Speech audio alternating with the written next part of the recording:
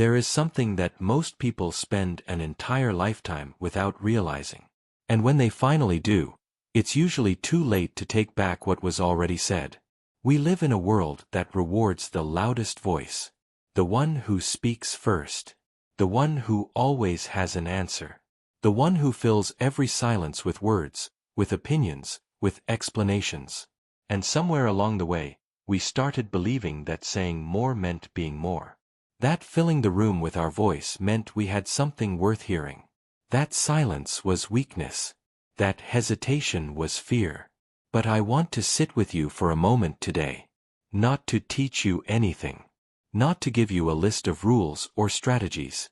Just to ask you something honest.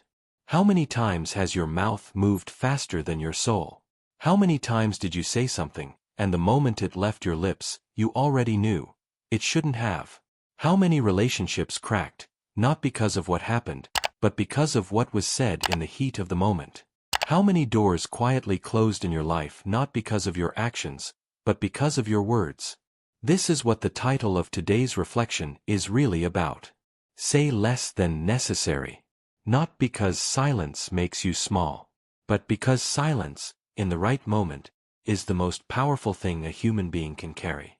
The Stoics understood something about speech that we seem to have forgotten entirely. Marcus Aurelius, a man who led an empire, who had every reason to speak loudly and constantly, that man wrote to himself in private notebooks that were never meant to be read by anyone else. He didn't speak to prove himself. He didn't write to impress. He reflected. He questioned. He chose his words like a craftsman chooses his tools, carefully, deliberately, only when necessary. And Seneca, a man who lived surrounded by power, politics and noise, once wrote something that stopped me cold when I first read it. He said, in his own way, that we should guard our tongue the way we guard our front door, not closing it to everything, but being very intentional about what we let in and what we let out. Think about that for a moment. Your words are not just sounds. They are decisions. Every single thing you say out loud is a choice you are making in real time, and once that choice is made, it cannot be unmade. You can apologize. You can explain. You can say, "That's not what I meant." But the words already landed. And people don't forget how words made them feel, even when they forget the exact words themselves. I want you to think about someone in your life. Someone you love.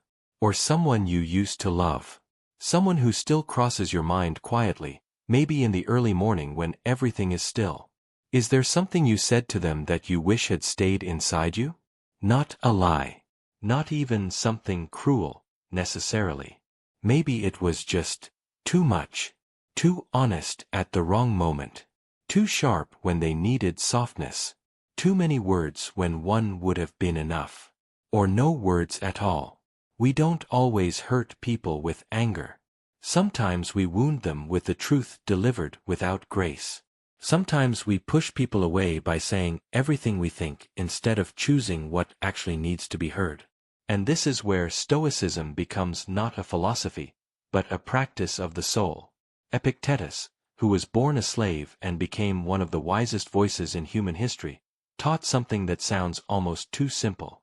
He said, "Before you speak, ask yourself whether what you're about to say is true, necessary, and kind. If it doesn't pass at least two of those three, stay quiet." 3 words. True. Necessary. Kind. How different would your life look if you had applied those 3 words to every conversation for the last 10 years? How many arguments would have never started? How many silences would have been chosen, and chosen well? If this reflection is already touching something inside you, I want to invite you, gently, to subscribe to this channel and leave your like before we go deeper.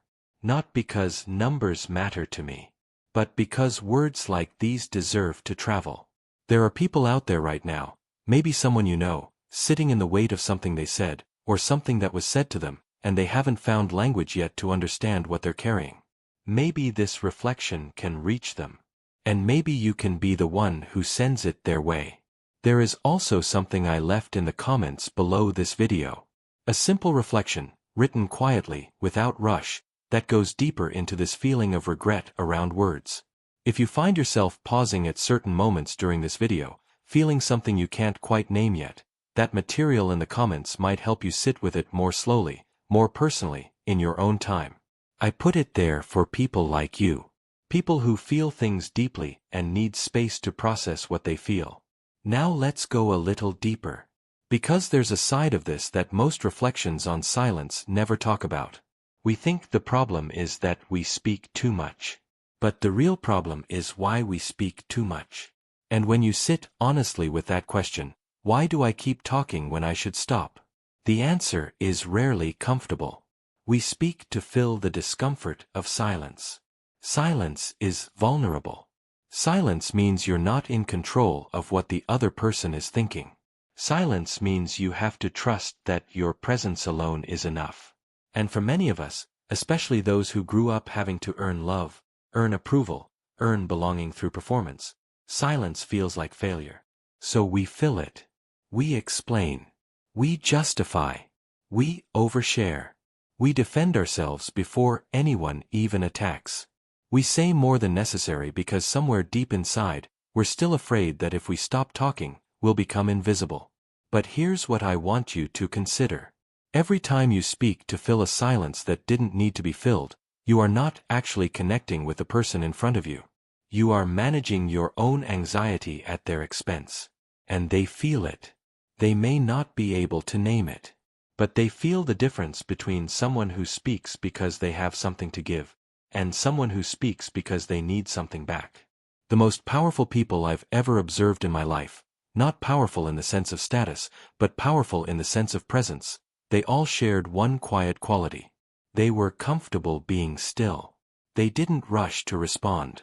They let silence breathe. They didn't feel the need to fill every gap with their opinion. And when they finally spoke, you listened. Not because their voice was loud, but because it was rare. There is something ancient in us that leans in toward the person who speaks rarely but deeply. We trust them more. We believe them more. We feel safer around them. Because silence, real, chosen silence, says something that words never can. It says, I am not afraid of this moment. It says, I don't need your approval to feel whole. It says, when I speak, it will mean something. And I want to ask you again, more honestly this time. When was the last time you let silence do the work? When was the last time someone came to you with pain, and instead of offering advice, instead of explaining, instead of telling them how to fix it, you simply stayed present, still, quiet? Sometimes the most healing thing one human being can offer another is not words. It is the willingness to be in the room with their pain without trying to solve it. Without trying to make it lighter or more comfortable for yourself by saying something that sounds wise. Sometimes presence is the wisdom. And we miss it. We miss those moments completely, because we were too busy reaching for words. Marcus Aurelius wrote something in his private reflections that I keep returning to.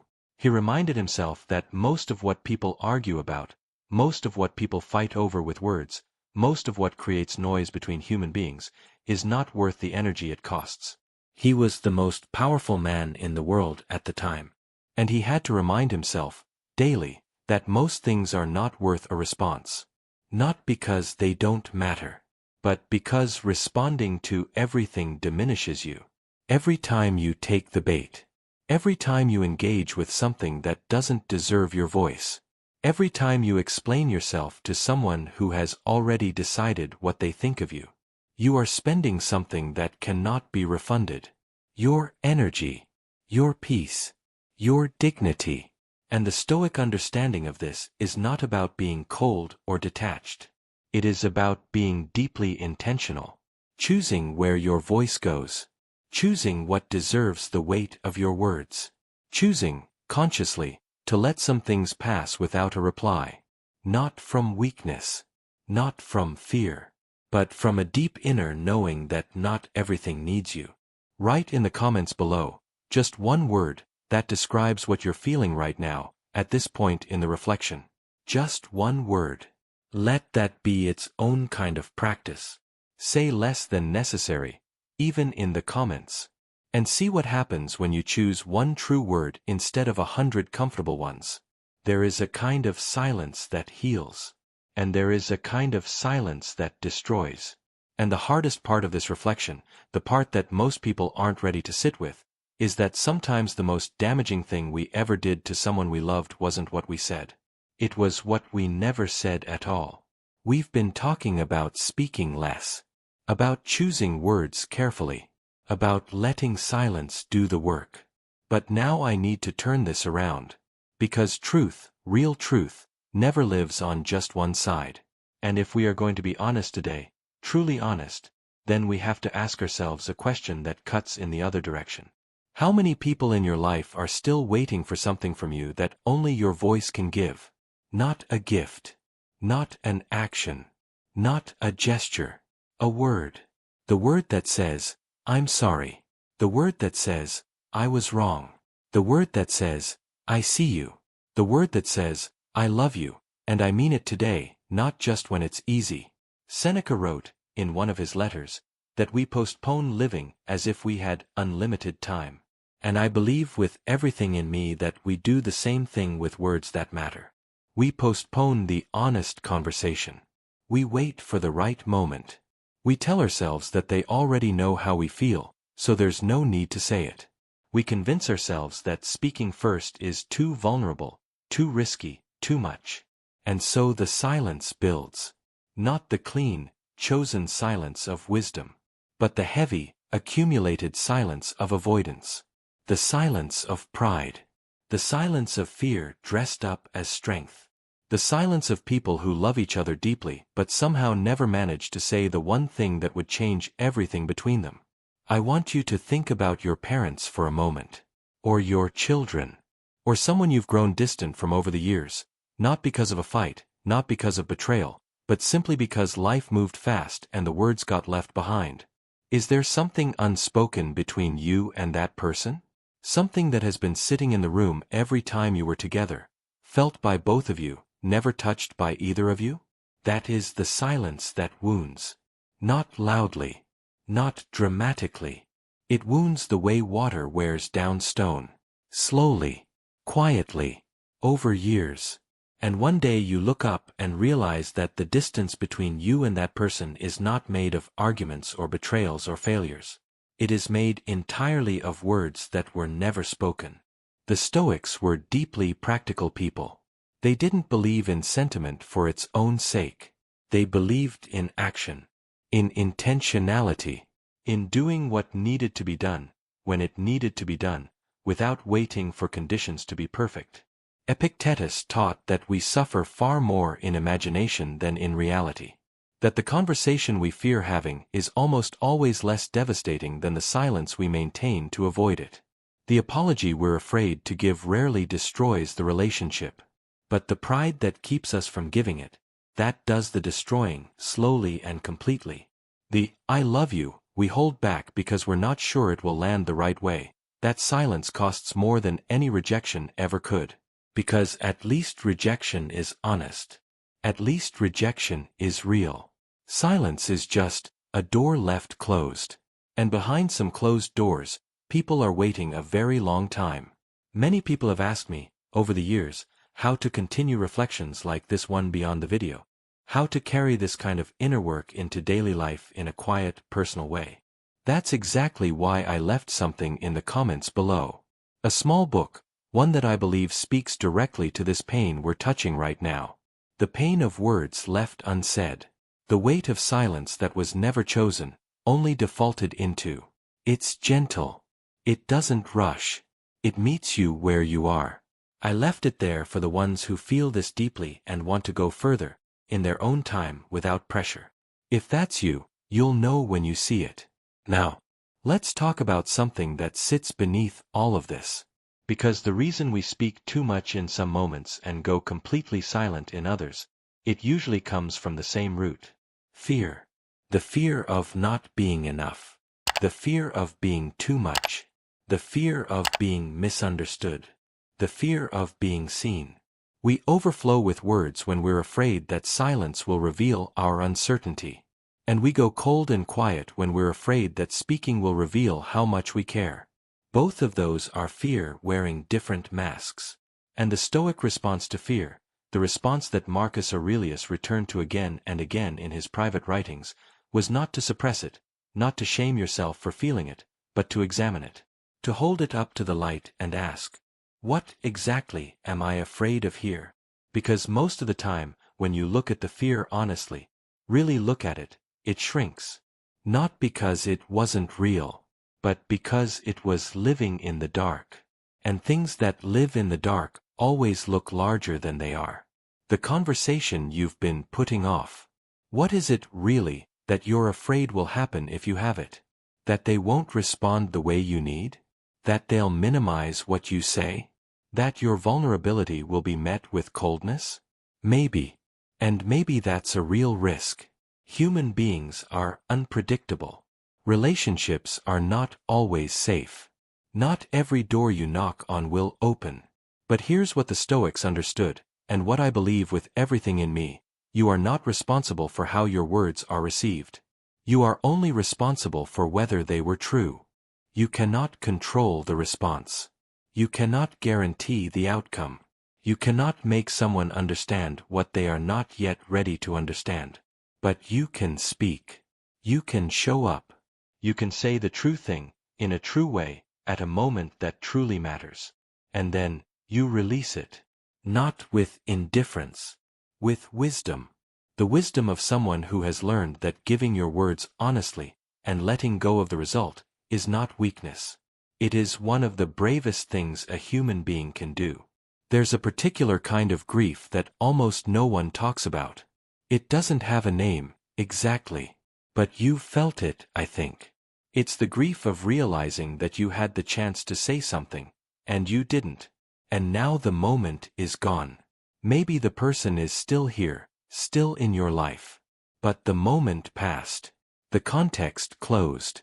The opening that existed for one small window of time sealed itself quietly while you were waiting for the perfect conditions. Or maybe the person is no longer here. And now the words you saved so carefully, the things you were going to say eventually, when the time was right, they have nowhere to go. I need to pause here for a moment. Because if you are carrying that particular grief right now, the grief of words unspoken to someone who is no longer reachable, I want you to know something. That grief is not a punishment. It is not proof that you failed them or failed yourself. It is proof that you loved. And love that didn't get to finish its sentence is still love. It still counts. It still mattered. The Stoics believed, and I believe, that intention has weight. That the love you carried silently, the words you meant to say, the moments you were building toward, they were real. Even if they were never spoken. Even if the door closed before you reached it. Your love was real. But let that grief teach you something about the doors that are still open. Because here is the truth that I want to leave you with at the end of this second movement. You will never have perfect conditions for the important words. You will never find a moment where the risk is zero, where the outcome is guaranteed, where your vulnerability is completely protected. That moment does not exist. And the people in your life who still have time, the ones whose doors are still open, whose ears are still available, whose hearts are still reachable, they do not need your perfect words. They need your true ones. Spoken now. In this season of your life. With whatever grace and whatever courage you can gather today. Not eventually. Not when things calm down. Not when you've figured out exactly what to say. Now. If what we've been reflecting on together is moving something inside you, if some part of this is landing in a place you've been quietly carrying, I want to invite you again, gently, to subscribe to this channel. Leave your like. Not for me, but so that this reflection can travel, so that someone else who is holding unspoken words, someone else who is waiting for the perfect moment that keeps not arriving, can find this today. You might be the reason it reaches them. Part 3 is coming. And in the final movement of this reflection, we are going to talk about what it actually looks like to live this way. Not perfectly. Not with some dramatic transformation overnight. But slowly. Quietly. Practically. What does it mean to be someone whose words carry weight because they are chosen? What does it feel like to speak less and mean more? What happens inside a life when silence becomes not emptiness, but fullness? Stay with me just a little longer. The most important part of this conversation is still ahead. There comes a point in a person's life, and I believe you may already be standing in it, where something shifts quietly inside. Not dramatically. Not with a loud revelation or a sudden change of heart. Just a slow, deep settling. Like a river that has been rushing for decades finally finding a wider, calmer stretch of water. And in that settling, something becomes clear that all the noise of earlier years kept hidden. The people who left the deepest mark on your life, the ones whose memory still warms something inside you, they were rarely the loudest ones in the room. They were the ones who listened when everyone else was waiting to speak. The ones who sat with you in hard moments without trying to fix you. The ones whose words were few, but when they came, they landed somewhere permanent. You still carry those words. Years later. Decades later. One sentence from the right person at the right moment can live inside a human being for an entire lifetime. And I want you to consider something quietly. You are that person for someone. Right now. In this season of your life. Whether you know it or not. The Stoics spoke often about legacy. Not in the grand sense of monuments and history books, but in the quiet sense of what you leave inside the people you touched. Marcus Aurelius understood that a life well lived is not measured by how much was said, but by the quality of what was given. And so much of what lasts, what truly lasts, is not noise. It is presence. It is steadiness. It is the kind of love that doesn't need to announce itself because it simply shows up, again and again, in the small moments that most people overlook. The person who doesn't react when everyone else is reacting. The person who stays calm when the room is filled with panic. The person who chooses their words so carefully that when they finally speak, the whole room goes still. That is power. Not the power of volume. The power of depth. And here is something I want to say to you directly, perhaps more directly than anything I have said today. You have lived long enough to know that most of the things you fought over, most of the arguments that felt so urgent in the moment, most of the words you couldn't hold back because they felt so necessary right then, almost none of them mattered. Not in the long run. Not in the quiet of the years that followed. Not in the still moments when you look back and try to find what was actually worth the cost. The energy spent defending yourself to people who had already decided. The words spent explaining yourself to people who weren't truly listening. The arguments had at the wrong time, in the wrong tone, about things that dissolved on their own in the weeks that followed. How much of your voice went there? How much of your peace was spent on battlegrounds that didn't deserve you? This is not a criticism. It is a recognition. We all did it. Every single one of us. Because we were young, or we were hurt, or we were afraid, or we simply hadn't yet learned that silence could be a form of strength rather than surrender. But you are learning it now. Some part of you is learning it in this very moment. And that matters more than you know. Epictetus said something that I return to often. He said that nature gave us one tongue and 2 ears so that we might listen twice as much as we speak. 2 ears. 1 mouth. Not as a command. As a design. There is something built into the human architecture that already knows the right ratio. Already knows that receiving is as sacred as giving, that witnessing is as powerful as performing, that the quiet presence of someone who truly listens is one of the rarest and most healing gifts one person can offer another. And yet we spend most of our lives fighting against that design. Filling. Explaining. Defending. Performing. Waiting for our turn to speak instead of truly being present with what is being said. I want to ask you something now that I'd like you to sit with slowly. Think of the last meaningful conversation you had. Not a transaction, not scheduling or logistics or updates. A real conversation. One that mattered. Were you present in it? Not just physically. Not just politely. Were you truly there, listening to understand, not to respond? Giving your full attention, not planning your next sentence while the other person was still speaking? Were you the kind of presence in that conversation that the other person will remember? Or were you somewhere else inside, distracted by your own thoughts, your own interpretations, your own need to be heard? This is not about guilt. Please hear that clearly. This is about awareness.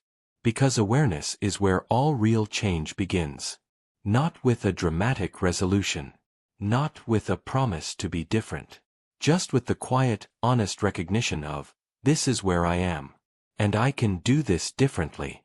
The practical side of this, the part that the Stoics always came back to, is not complicated. It doesn't require a retreat or a transformation or years of study. It begins with one pause. Before you respond, pause. Not forever. Not dramatically. Just long enough to ask, does this need my voice right now? Sometimes the answer will be yes.